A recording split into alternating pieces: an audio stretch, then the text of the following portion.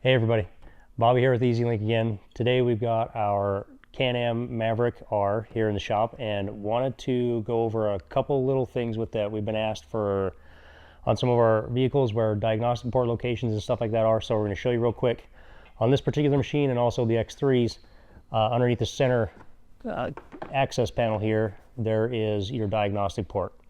Just lift that cover off, diagnostic port is right here on that. You can take that out of its holder, and then you would use our Can-Am specific cable. Now, when I say Can-Am specific, this does cover all BRP products. So your UTVs, your ATVs, your on-road vehicles, Sea-Doo watercraft, and also Skidoo snowmobiles. So one cable does everything.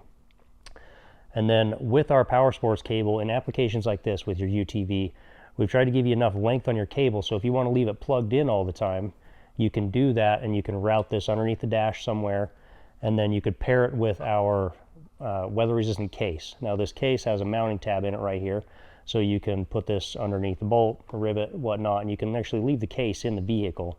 So when you want to plug in your auto agent, when you pull it out of your truck or another vehicle, you can take it out, plug it into your cable, and then with this securely mounted into your vehicle all the time, you never have to worry about your auto agent banging around or falling down or anything like that. You can just clip it right back into place with that guy mounted underneath your dash or wherever you like to put it, and you're good to go. Keeps it safe, out of the elements, out of the weather, keeps it protected. So anyway, just a quick one today, guys.